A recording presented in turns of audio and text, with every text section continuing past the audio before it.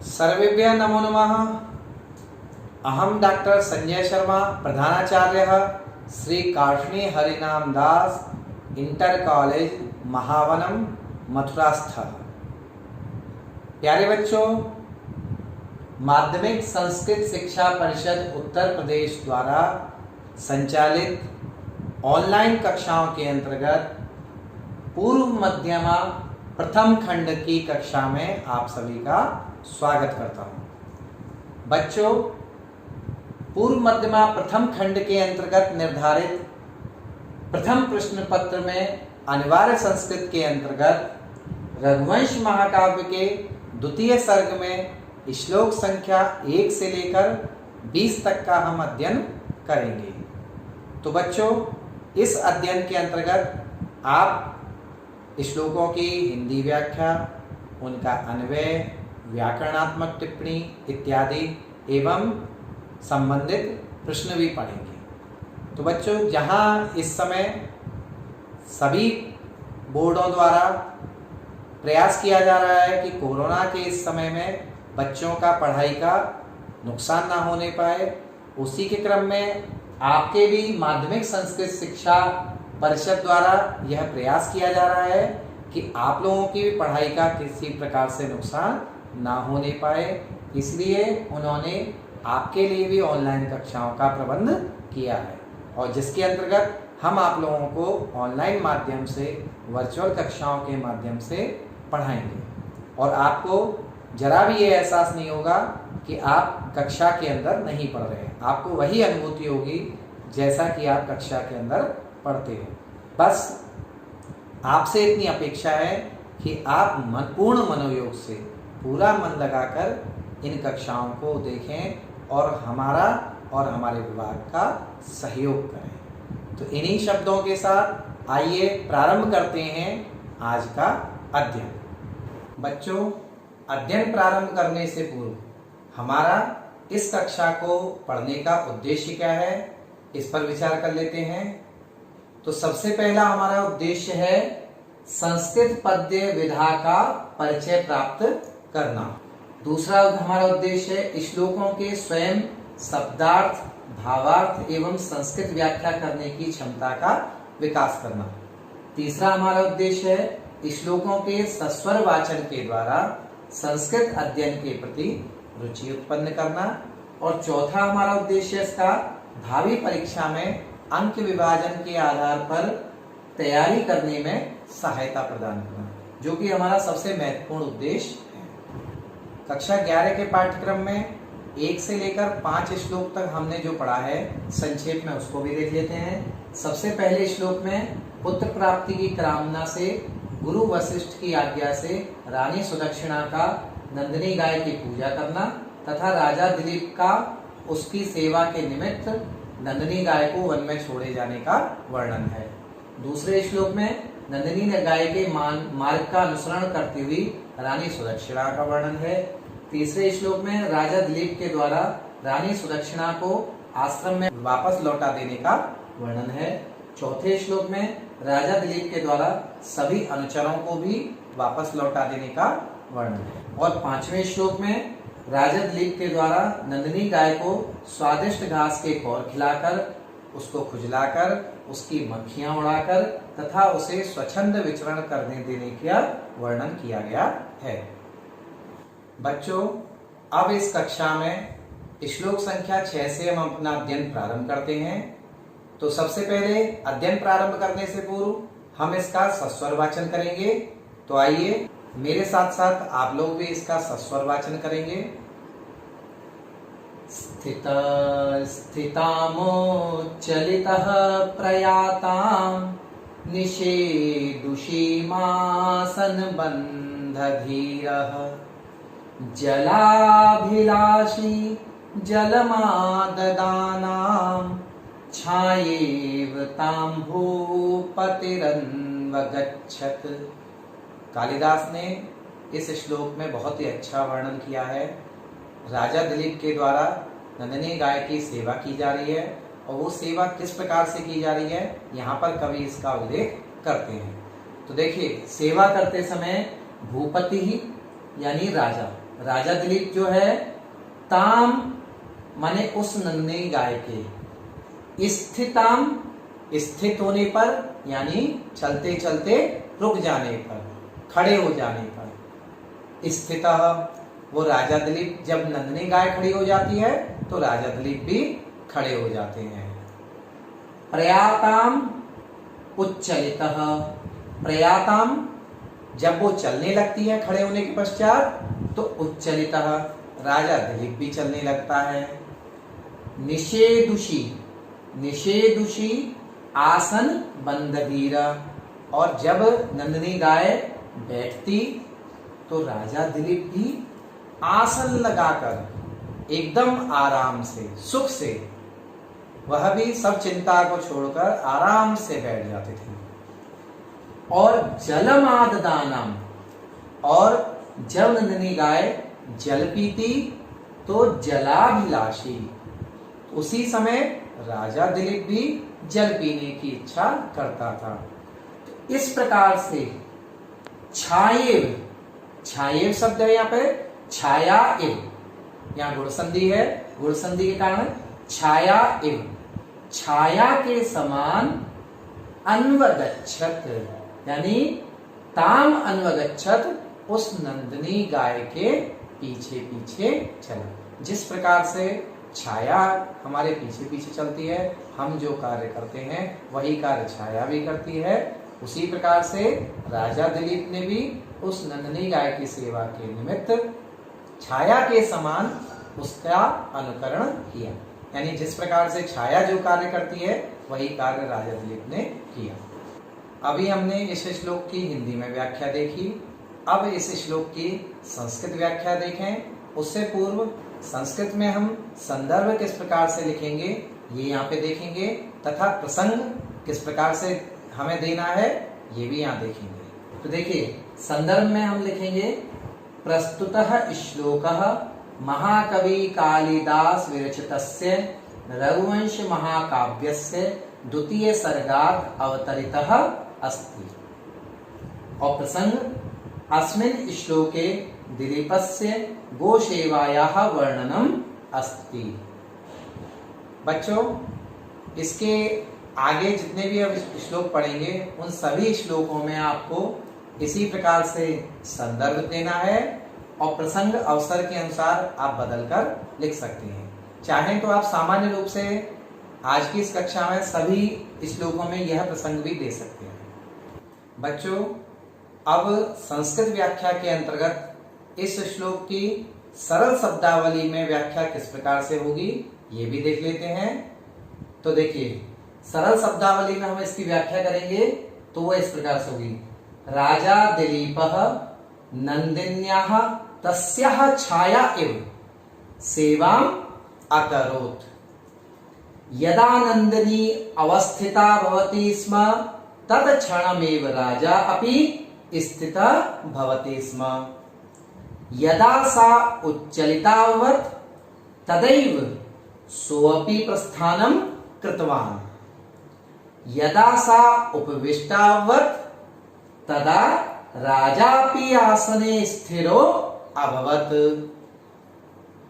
यदा सा जलम अपिबत् तदनन्तरम एव राजापि जलम पातुम इच्छुकः अभवत्। बच्चों किसी भी श्लोक को पूर्णतः अच्छी तरह से समझने के लिए हमें उस श्लोक के शब्दों की व्युत्पत्ति, उन शब्दों में क्या संधि है, क्या समास है, ये सब जानना भी आवश्यक है। तो इसी के क्रम में हम अब इस श्लोक की व्याकरणात्मक टिप्पणी देखेंगे और उससे इस श्लोक का भाव पूर्ण रूप से समझने का प्रयास करेंगे। तो व्याकरणात्मक टिप्पणी में सबसे पहले स्थिता शब्द हमने लिया है। स्थिता शब्द स्था धातु में कत प्रत्यय लगकर स्थित शब्द बनता है और फिर स्थित शब्द के जब हम रूप चलाते हैं तो प्रथमा विभक्ति एक वचन में स्थितः शब्द बनता है। प्रयाताम शब्द यह प्रयोगपूर्वक या धातु में कत प्रत्यय और टाप प्रत्यय लगकर प्रयाता शब्द बनेगा सबसे पहले। और प्रयाता शब्द के जब हम रूप चलाते हैं तो रूप चलाने पर द्वितीय विभक्ति एक वचन में प्रयाताम शब्द बनता है। बच्चों यहाँ पर ये जो साइन है, ये चिन्ह है, यह धातु के लिए हमने यहाँ पे लगाया है। इसका अर्थ है यहाँ ये धातु है। तीसरा शब्द देखिए उच्चरितः, यहाँ उत उपसर्ग है, चल धातु है और उसमें कत प्रत्यय लगकर उच्चलित शब्द बनेगा, फिर उसका प्रथमा व्यक्ति एक वचन में उच्चलितः बनता है। निषेधुषीम, यहाँ नी उपसर्ग, सद धातु, लिट लकार, क्वसु और गीप प्रत्यय लगने के बाद द्वितीय व्यक्ति एक वचन में निषेधुषीम शब्द बना। आसन बद्ध धीरः, ये शब्द कैसे बनेगा? आसन बंधे धीरः, यहाँ सप्तमी तत्पुरुष समास होकर आसन बंध धीरा शब्द बनता है। आगे देखिए आगदानाम, आ उपसर्ग, दा धातु, लट लकार में सानच और टाप प्रत्यय लगने के बाद और फिर वह शब्द बन जाता है, और शब्द बनने के बाद द्वितीय व्यक्ति एक वचन में आददानाम शब्द बनता है। जलाभिलाषी शब्द कैसे बनेगा? देखिए यहाँ जल शब्द है वह अलग से है, और फिर अभिलाषी ये शब्द बनेगा। पहले इसकी व्युत्पत्ति देख लेते हैं। अभि उपसर्ग पूर्वक लश धातु में ऋणी प्रत्यय लगकर प्रथमा व्यक्ति एक वचन में जलाविलाषी शब्द बनता है। ताम शब्द कैसे बनता है? देखिए तद शब्द होता है जिसके सह तौते तम तौतान इस तरह से रूप चलते हैं। स्त्रीलिंग में सातेता ताम तेता इस तरह से रूप चलते हैं। तो तद शब्द का स्त्रीलिंग में और द्वितीय व्यक्ति एक वचन में ताम बनता है। देखिए जैसे सातेता ताम, यहाँ द्वितीय व्यक्ति एक वचन में ताम शब्द बनेगा, वही ताम शब्द यहाँ पर प्रयुक्त हुआ है। छाये शब्द कैसे बनता है? देखिए ये दो शब्दों से मिलकर बना है, छाया और इव। यहाँ पर छाया शब्द में आर है अंत में, और इव शब्द में आरंभ में ई है। इस कारण से यहाँ पे गुण संधि हुई है और ये छाये शब्द बना है। अन्वगच्छत ये शब्द कैसे बना है? देखिए अनु और अगच्छत। अनु शब्द में न में ऊ आ रहा है और इसके आगे आ रहा है। जब भी यण के आगे, यण ई उ री और री, इन चार वर्णों के आगे ह्रस्व या दीर्घ कोई भी हो, इनके आगे कोई असमान स्वर आता है तो यण संधि हुआ करती है। तो इसलिए यहाँ पर उ आ रहा है, उ के आगे असमान स्वर आ रहा है, इसलिए यण संधि हुई है और ये अन्वगच्छत शब्द बना है। यहाँ उ को यहाँ पर व हो जाता है, उ के स्थान पर व हो गया है, इस कारण से यण संधि होकर अन्वगच्छत शब्द निष्पन्न हुआ। बच्चों अब इस श्लोक का काव्य सौंदर्य भी देख लेते हैं। काव्य सौंदर्य श्लोक का एक आवश्यक अंग है। उससे हमें ज्ञात होता है कि इस श्लोक में कितनी सुंदरता है, क्या भाव कवि ने दिया है। तो काव्य सौंदर्य के अंतर्गत सबसे पहले रीति पर विचार करते हैं। रीति के अंतर्गत इसमें वैदर्भी रीति है इस श्लोक में।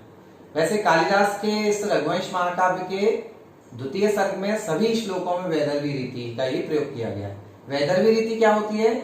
मधुर शब्द जिसमें होते हैं, ललित रचना जिसमें होती है, समासों का या तो सर्वथा अभाव होता है या बहुत ही छोटे समास हुआ करते हैं, वह रीति वैदर्भी रीति कहलाती है। तो छोटे छोटे समासों से युक्त पदों का होना वैदर्भी रीति के अंतर्गत आता है। गुण यहाँ पर माधुर्य है, छंद यहाँ पर उपजाति है, इंद्रवज्रा और उपेंद्र वज्रा के मिश्रण से उपजाति छंद बनता है। अलंकार यहाँ पर अनुगमन रूप साधारण धर्म दोनों कौन कौन? राजा और छाया। यहाँ ये दोनों में अनुगमन रूप साधारण धर्म है, इस कारण से उपमा अलंकार का यहाँ पर प्रयोग किया गया है। अब एक अगला श्लोक देखते हैं। इस श्लोक में राजा की तत्कालीन शोभा का वर्णन किया गया है। तो पहले आरंभ करने से पूर्व इसका सस्वर वाचन करेंगे। मेरे साथ आप लोग भी सस्वर वाचन करें। तो आइए देखते हैं। सन्यस्त चिह्ना मपिराज लक्ष्मीं तेजो विशेषानुमितां दधानः आसीदनाविष्कृतदान राजी रंतर्मदावस्थद्वपेन्द्रः। बहुत ही अच्छा श्लोक है ये भी। देखिए न्यस्त चिन्हामपि यानी राजा वन में आया है, नंदनी गाय की सेवा के निमित्त आया है, तो सेवा के निमित्त उसको राजसी चिन्हों की आवश्यकता नहीं है। राजसी चिन्ह क्या होते हैं? छत्र होता है, चवर होता है, इस तरह से राजसी और भी जो चिन्ह होते हैं, उन सभी राजसी चिन्हों का राजा ने वन में नंदनी गाय की सेवा के निमित्त इन सब का त्याग कर दिया है। तो न्यस्त चिन्हामपि, उसने अपने चिन्ह, राजसी चिन्ह त्याग दिए हैं। और तेजो विशेषानुमिताम राजलक्ष्मी, लेकिन राजसी चिन्हों को त्यागने के बाद भी उसका जो तेज है वो तेज छुप नहीं रहा है, वो तेज प्रकट हो रहा है। उसके तेज से लोग ये अनुमान ले रहे हैं कि ये राजा ही है। इस प्रकार से राजलक्ष्मी दधानः, माने राजलक्ष्मी को धारण करते हुए सह, माने वह राजा दिलीप अनाविष्कृत दान राजी। अनाविष्कृत दान राजी, इसका अर्थ क्या है? देखिए, हाथी जो होता है, उस हाथी के कान से एक मद बहता है, और जिस मद के कारण वह हाथी जवान है, युवा है, इस बात का अंदाजा लगाया जाता है और उसके बल का अनुमान लगाया जाता है।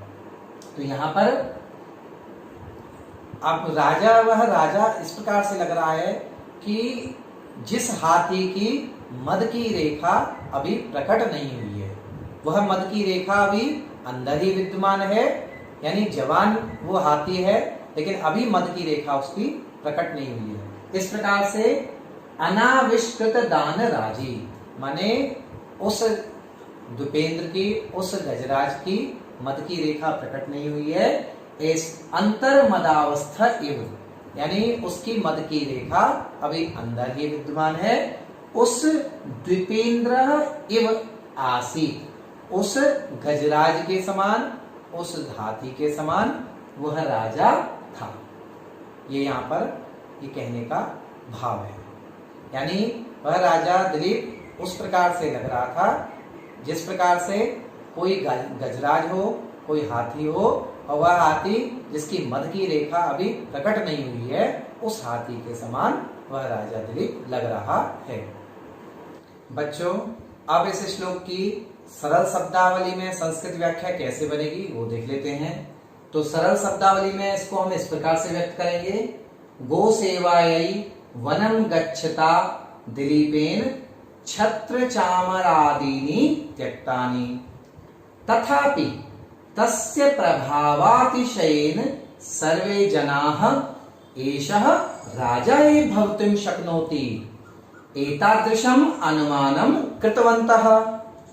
तस्मिन् काले सः राजा दिलीपः बहिः अप्रकटीकृत मदजलधारः अतः अंतर्निहित मदयुक्तः गजराज इव शोभामानः आसीत्।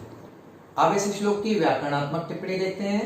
व्याकरणात्मक टिप्पणी में सबसे पहला शब्द हमने लिया है न्यस्त चिन्हाम। इस शब्द की व्युत्पत्ति कैसे होती है? देखिए, न्यस्तानि चिन्हानि यस्या सा न्यस्त चिन्हा, बहुब्रीहि समास बनेगा इसमें, और न्यस्त चिन्हा शब्द बन के ताम, न्यस्त चिन्हाम ये शब्द बनता है। तेजो विशेषानुमिताम, तेजो विशेषेण अनुमिता, तेजो विशेषानुमिता, ये शब्द पहले बनेगा। फिर तृतीया तत्पुरुष समास हुआ इसमें, और तृतीया तत्पुरुष समास होने के बाद ताम इसमें लग के तेजो विशेषानुमिताम ये शब्द बनता है। राजलक्ष्मी, ये शब्द कैसे है? देखिए, राज्ञः लक्ष्मी, सीधा सीधा षष्ठी तत्पुरुष समास है यहाँ पे, राज्ञः लक्ष्मी, राजलक्ष्मी, और फिर उसमें ताम यानी द्वितीय व्यक्ति एकवचन में राजलक्ष्मी शब्द बनता है। दधाना शब्द कैसे बनता है? धा धातु लट लकार बनने के बाद और उसमें सानच प्रत्यय लगकर ये शब्द बन जाता है, और शब्द रूप फिर इसके चलने पर प्रथमा व्यक्ति एकवचन में दधाना शब्द बनता है।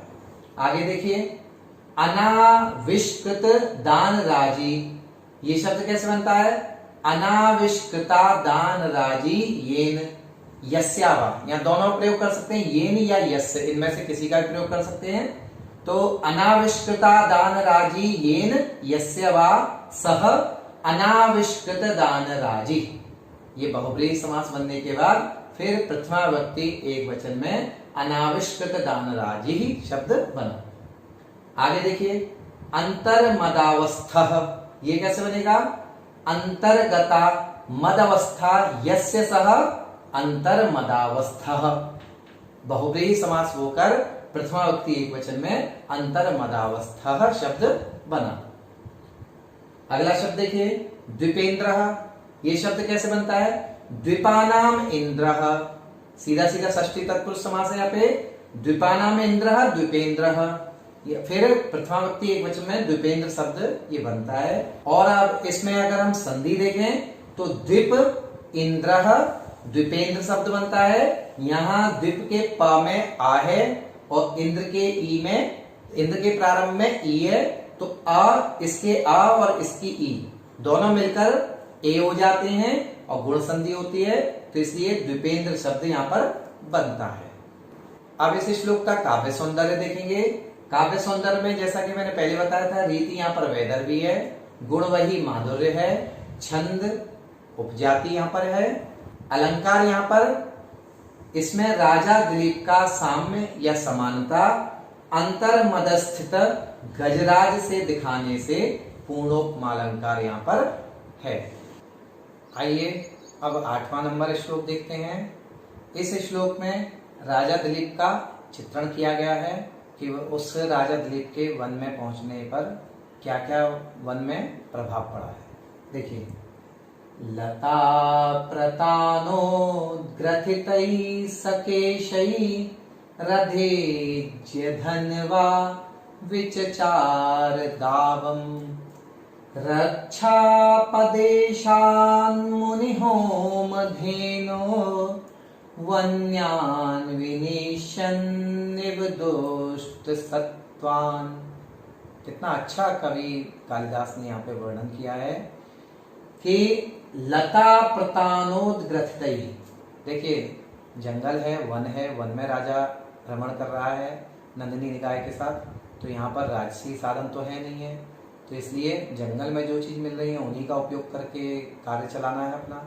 तो जंगल में लता जो होती हैं, उन लताओं के तंतुओं से ग्रथितै माने बांधे गए, लताओं के टेढ़े मेढ़े तंतुओं से ग्रथितै माने बांधे गए, केशई माने बालों से, सह वह राजा दिलीप, अधिज्य धन्वा, अधिज्य धन्वा माने धनुष पर प्रत्यंचा चढ़ाए हुए, धनुष धारण किए हुए, मुनि होम धेनु, मुनि होम धेनु मुनि वशिष्ठ के यज्ञ की जो गाय है नंदिनी गाय, उसकी रक्षापदेशात, उस मुनि वशिष्ठ की गाय नंदिनी गाय के रक्षा के अपदेशात माने उसके व्याज से, यानी उसके बहाने से, उसके बहाने से दुष्ट सत्वान,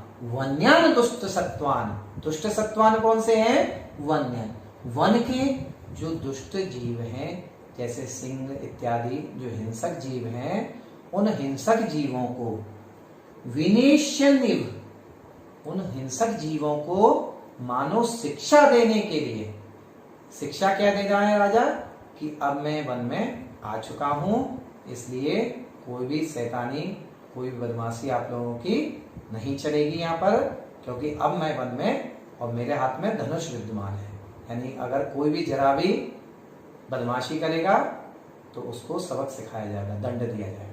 यह यहाँ पर शिक्षा देने के लिए है ना, शिक्षा देने के लिए दावम है ना, दावम माने वन में, और विचचार माने वह राजा दिलीप घूम रहा हूं, माने शिक्षा देने के उद्देश्य से कि भाई अब यहाँ पर कोई बदमाशी आप लोगों की नहीं चलेगी, मैं यहाँ पर वन में आ चुका हूँ, ये शिक्षा देने के लिए राजा मानो वन में घूम रहा हो। तो बच्चों ये यहाँ पर हमने इसकी हिंदी में व्याख्या देखिए। अब इस श्लोक की भी सरल शब्दावली में हम संस्कृत व्याख्या देख लेते हैं, वह कैसे बनेगी देखिए। लतानाम तंतुभिः बद्धान केशान उपरि कृत्वा तथा स्वचापम आरोपितज्यं कृत्वा राजा दिलीपः महर्षि वसिष्ठस्य यज्ञधेनोः नंदिन्याः सुरक्षा व्याजेन वन्यान हिंसान पशून शिक्षयन इव वने परिभ्रमणम अकरोत्। अब इस श्लोक की व्याकरणात्मक टिप्पणी किस प्रकार से बनेगी ये देखते हैं। व्याकरणात्मक टिप्पणी में सबसे पहले लता प्रतानोदग्रथितै, ये शब्द देखेंगे। लता प्रतानै उदग्रथितः, लता प्रतानोदग्रथितः ये शब्द बनेगा। और तृतीया तत्पुरुष समास इसमें हुआ है और फिर तृतीया व्यक्ति बहुवचन में तैहि, तो लता ग्रथानोदग्रथितैहि शब्द बना। अधिज्य धन्वा, अधिज्यम धनु यस्यासौ अधिज्य धन्वा बहुब्रीहि समास हुआ यहाँ पर। और फिर प्रथमा व्यक्ति एक वचन में अधिज्य धन्वा ये शब्द बना। मुनि होम धेनु, ये शब्द कैसे बनेगा? मुनेहे होम धेनु, मुनि होम धेनु, षष्ठी तत्पुरुष समास बना यहाँ पे। और इस प्रकार से मुनि होम धेनु शब्द बना है। अगला शब्द देखिए, रक्षापदेशात्, रक्षायाः अपदेशः इत्युक्ते व्याजः, अपदेश इत्युक्ते यहाँ पे व्याजः होगा। रक्षापदेशः षष्ठी तत्पुरुष समास हुआ और फिर उसमें तस्मात् होकर रक्षापदेशात्। विनेशियन वी उपसर्ग पूर्वक नी धातु में लिट लकार होने के पश्चात और फिर क्षत्रिय प्रत्यय लगने के पश्चात यहाँ पर ये शब्द बनेगा। और फिर प्रथमा व्यक्ति एक वचन में इसके रूप चलने पर विनेशियन शब्द बनता है। विचचार, वी उपसर्ग पूर्वक चर धातु है यहाँ पर, परोक्षे लिट, प्रथम पुरुष एक वचन में और परस्मय पद में विचचार शब्द बनता है। अब इस श्लोक का काव्य सौंदर्य देखेंगे। रीति यहाँ पर वैदर्भी वही पूर्वक, गुण माधुर्य, छंद उपजाति, अलंकार विनेशियन में इव संभावना परक है तथा क्रिया से संबंधित भी है, अतः वाच्य क्रियोत्प्रेक्षा अलंकार यहाँ पर है। बच्चों, अध्ययन तभी सफल है जब उसका मूल्यांकन हो, और मूल्यांकन में जो आपने सीखा है वह सीखने के बाद उसके उत्तर दे सकें तो अध्ययन सफल माना जाता है। तो इस प्रकार से मैं आपको आज के जो श्लोक पढ़े हैं, इन श्लोकों पर आधारित कुछ प्रश्न दे रहा हूँ, वस्तुनिष्ठ प्रश्न हैं। इनके उत्तर अगर आप दे सकेंगे तो इसका अर्थ होगा आपने आज का अध्ययन ध्यान से पढ़ा है। तो देखिए, सबसे पहला जो बहुविकल्पीय प्रश्न है, नंदिनी कस्य धेनु आसीत, इसके 4 विकल्प हैं। उन 4 विकल्पों में से जो उचित विकल्प हो उसको लिखिए आप। दिलीपस्य पत्न्याः नाम किम आसीत, इनमें भी 4 विकल्प हैं। 4 विकल्पों में से जो सही हो उस सही विकल्प को लिखें। तीसरा प्रश्न है, दिलीपः नंदिनीं कथम अन्वगच्छत, इसमें भी 4 विकल्प हैं। इन चारों में से जो उचित हो उसको आप लिखें। तो बच्चों, इस प्रकार से आज हमने जो पढ़ा है, इस पढ़े हुए को बार बार आप अभ्यास कीजिए, बार बार देखिए, बार बार पुस्तक की सहायता से आप इनको पढ़िए। और जहाँ भी आपको शंका लगती है, कोई आपको रुकावट आती है, कोई व्यवधान आता है, आप हम लोगों से, अपने अध्यापकों से संपर्क करें। जो भी आपकी शंकाएं हैं उन शंकाओं का निवारण करें। हम लोग आपके लिए सदैव प्रस्तुत हैं, आपकी शंकाओं को निवारण करने के लिए। इन्हीं शब्दों के साथ मैं डॉक्टर संजय शर्मा आपसे अनुमति चाहता हूँ। पुनः आप सभी को मेरा नमस्कार।